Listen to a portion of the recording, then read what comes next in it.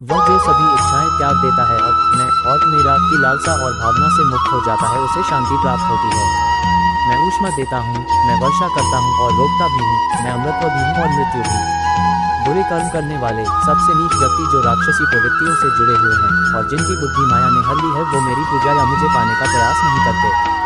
जो कोई भी जिस किसी भी देवता की पूजा विश्वास के साथ करने की इच्छा रखता है, मैं उसका विश्वास उसी देवता में दृढ़ कर देता हूँ। ऐसा कुछ भी नहीं, चेतन या अचेतन, जो मेरे बिना अस्तित्व में रह सकता हो। वह जो मृत्यु के समय मुझे स्मरण करते हुए अपना शरीर त्यागता है, वह मेरे धाम को प्राप्त होता है। इसमें कोई संशय नहीं है।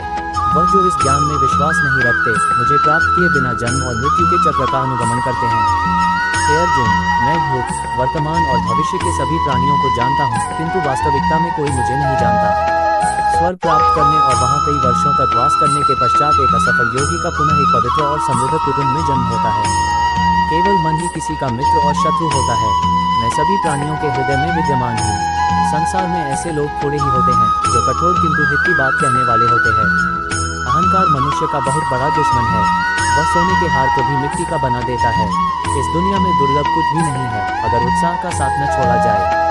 जिस प्रकार बिना जल के धान नहीं उगता, उसी प्रकार बिना विनय के प्राप्त की गई विद्या फलदायी नहीं होती। भोग में रोग का, उच्च कुल में पतन का, धन में राजा का, मान में अपमान का, बल में शत्रु का, रूप में बुढ़ापे का और शास्त्र में विवाद का डर है। भय रहित तो केवल वैराग्य ही है। पीड़ा से दृष्टि मिलती है, इसलिए आत्मपीड़न ही आत्मदर्शन का माध्यम है। आलसी सुखी नहीं हो सकता, निद्रालु ज्ञानी नहीं हो सकता, ममत्व रखने वाला वैराग्यवान नहीं हो सकता और हिंसक दयालु नहीं हो सकता। वह पुरुष धन्य है जो काम करने में कभी पीछे नहीं हटता। भाग्यलक्ष्मी उसके घर की राह पूछती हुई चली आती है। दूसरों को दंड देना सहज है, किंतु उन्हें क्षमा करना और उनकी भूल सुधारना अत्यधिक कठिन कार्य है। पिता की सेवा करना जिस प्रकार कल्याणकारी माना गया है, वैसा प्रबल साधन न सत्य है, न दान है और न यज्ञ है। जैसे पके हुए फलों को गिरने के सिवा कोई भय नहीं, वैसे ही पैदा हुए मनुष्य को मृत्यु के सिवा कोई भय नहीं। हताश न होना सफलता का मूल है और यही परम सुख है। उत्साह मनुष्य को कर्मों में प्रेरित करता है और उत्साह ही कर्म को सफल बनता है। तप ही परम कल्याण का साधन है। दूसरे सारे सुख तो अज्ञान मात्र हैं। जननी जन्मभूमिश्च स्वर्गात् गरीयसी। जननी माता और जन्मभूमि स्वर्ग से भी अधिक श्रेष्ठ है। कोई मनुष्य दूसरे मनुष्य को दास नहीं बनाता, केवल धन का लालच ही मनुष्य को दास बनाता है।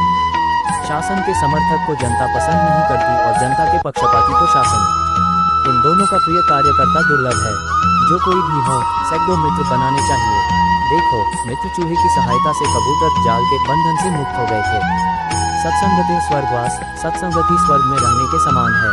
भय से तब तक ही डरना चाहिए जब तक भय पास न आया हो। आए हुए भय को देखकर बिना शंका के उस पर प्रहार करना चाहिए।